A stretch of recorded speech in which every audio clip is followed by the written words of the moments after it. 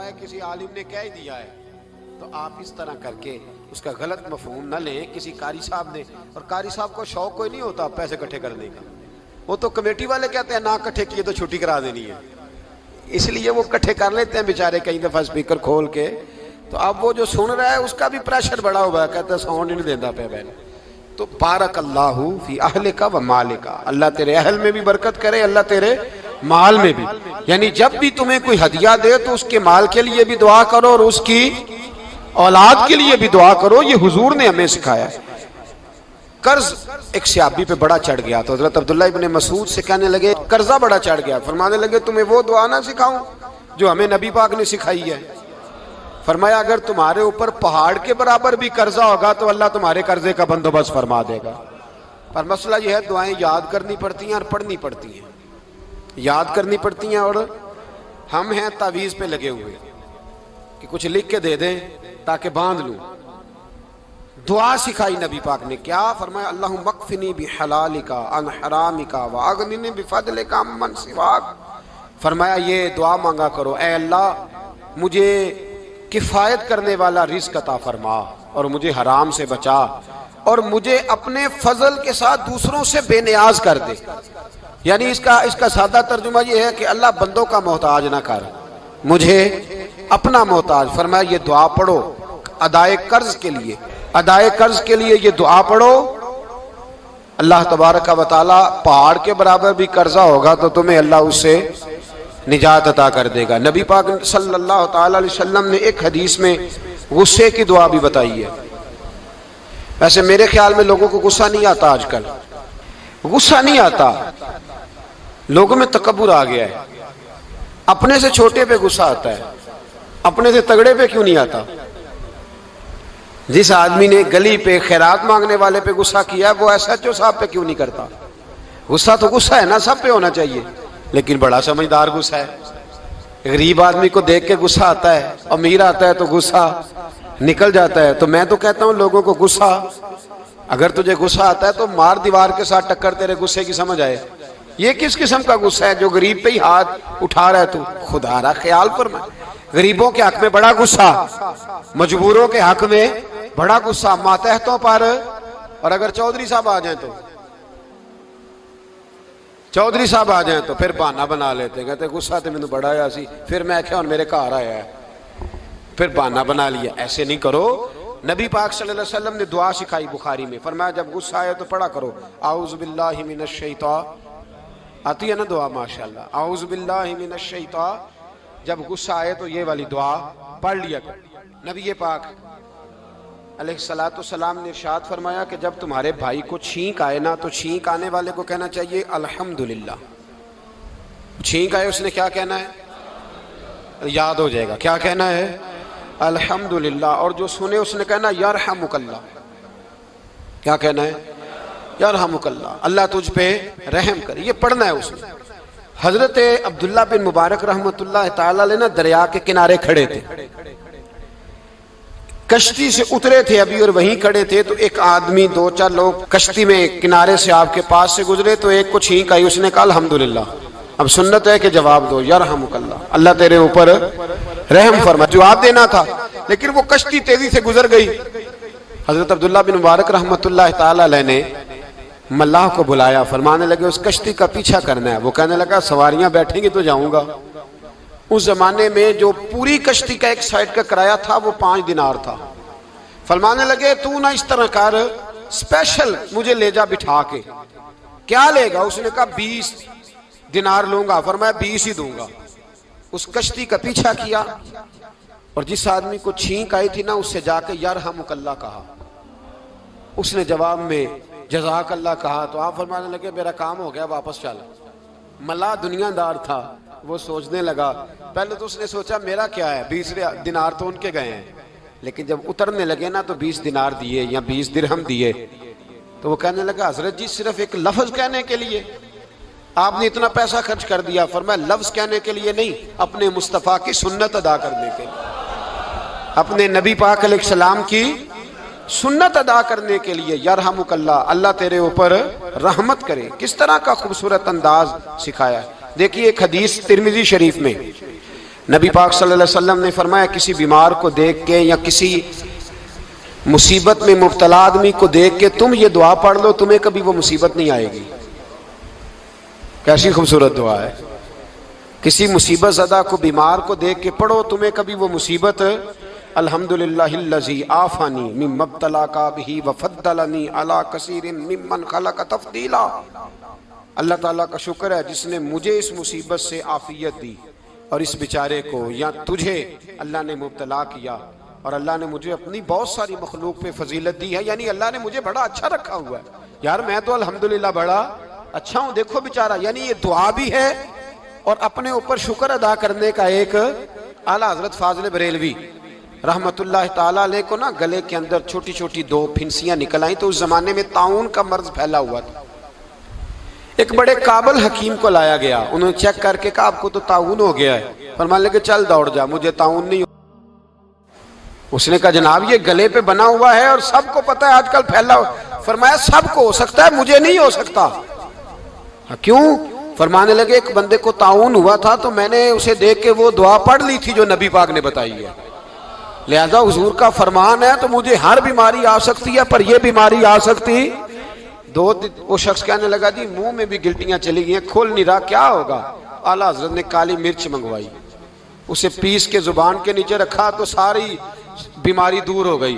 फरमाने लगे बुलाओ ना जरा उस हकीम को जो कहता था ताउन हो गया है, वो तो सही होता ही नहीं इतनी जल्दी। फरमाया हर चीज बदल सकती है पर मेरे नबी का फरमान नहीं बदल सकता, मेरे रसूल पाक अलैहिस्सलाम का फरमान नहीं बदल सकता। तो अजीज दोस्तों, नबी पाक अब बड़ी खूबसूरत बात आई, सारी खूबसूरत थी, बड़ी प्यारी बात आई। दुनिया में सबसे हसीन चेहरा अल्लाह ने अपने रसूल को अता फरमाया है। नबी पाक का चेहरा भी हसीन है। मुख चंद बदर शाह शानी है, मत्थे चमक दी लाट नूरानी है, काली जुल्फ ते अख मस्तानी है, मखमूर अखी है न मद भरी। प्यारा चेहरा है हुजूर का। जितना चेहरा प्यारा था उतने ही हुजूर के अखलाक भी बड़े प्यारे थे। लेकिन मेरे नबी पाक अलैहिस्सलाम जब आईना देखते, क्या देखते? हुजूर जब आईना देखते, हमारे नौजवान भी सारा दिन आईने के आगे खड़े रहते, कभी बाल इस तरह के बनाते हैं कभी इस तरह के। तो मेरा कई दफा दिल करता है कि मैं इनसे कहूं कि तू आईने को कह रहा है झूठ बोल, पर वो कैसे बोले? तू कह रहा है आईने को कि तू क्या सबसे प्यारा तू ही लग रहा है, पर वो कैसे बोले? उसने तो सच बताना है। उनको आईना जो दिखाया तो बुरा मान गए। तो मेरे अजीज याद रखिएगा नबी पाक सल्लल्लाहु अलैहि वसल्लम भी आईना देखते। आईना देखना हुजूर की सुन्नत है। कोई सुन्नत समझ के आईना देखेगा तो एक दफा देखने पर 100 शहीदों का सवाब मिलेगा। लेकिन नबी पाक सल्लल्लाहु अलैहि वसल्लम आईना देखते क्या कहते? अल्लाहुम्मा अंत हस्सनत खल्की फहस्सिन खुलूकी। या अल्लाह, ये देखे हुजूर ने हमें सिखाया है, या अल्लाह जिस तरह तूने मेरी सूरत अच्छी बनाई है मेरी सीरत भी अच्छी बना दे। ये हमें सिखाने के लिए दुआ। या अल्लाह जिस तरह सूरत अच्छी बनाई है, जिस तरह तू कहता है ना इस दफा इस वक्त देख लो कपड़ों पे कोई दाग नहीं, तो दुआ किया कर बातन के भी अल्लाह दाग दूर फरमा दे, ये वाला सारा मामला भी ठीक हो जाए। आखिर की तरफ आता हूँ। फरमाया जब खाना खाने लगो तो दुआ मांगो, और एक रवायत में फरमाया ये दुआ पढ़ लो, खाने में जहर भी होगा तो तुम पे असर नहीं करेगा। खाने पे ऐसे मैं बड़ी तकलीफ से कहता हूँ कि आज भी हमें कहना पड़ता है कि बहुत सारे लोग ऐसे हैं जो अभी भी खाने से पहले बिस्मिल्लाह नहीं पढ़ते। यार बड़े अफसोस की बात नहीं, बड़े अफसोस की। हुजूर ने दुआ सिखाई, मैं ये दुआ पढ़ोगे तो जहर भी होगा तो असर नहीं करेगा। बिस्मिल्लाहिल्लज़ी ला युदुर्रु मास्मी शैउन फिल अर्दि वला फिस समा या हय्यु या कुय्यूम, जिसकी बरकत से ज़मीन व आसमान में कोई चीज़ भी नुकसान नहीं देती, और ए अल्लाह हमेशा जिंदा रहने वाले और कायम रहने वाले।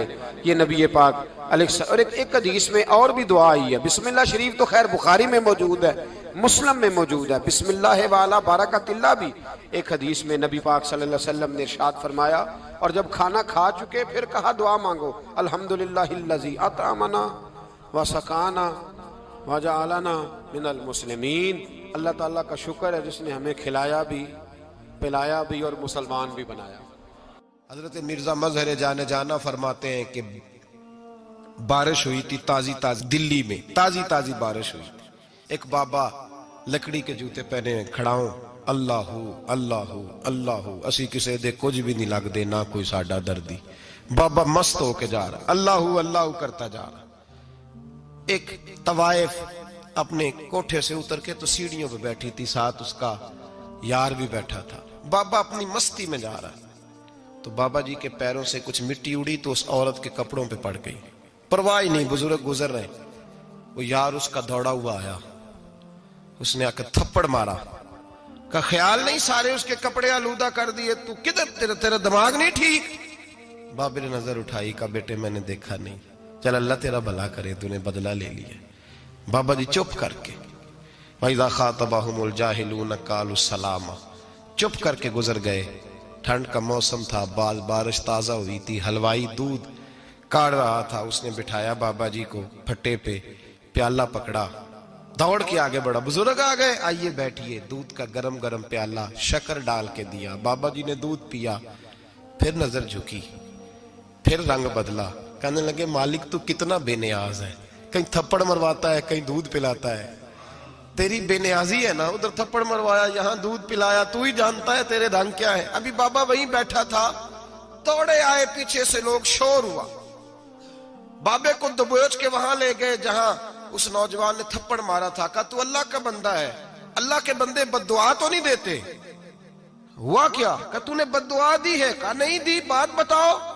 कहने लगे उसने तुझे थप्पड़ मारा, छत पे चढ़ा है, पैर फिसला है, गर्दन के बल गिरा, मन का टूट गया, मर गया है, तूने बद्दुआ दी है।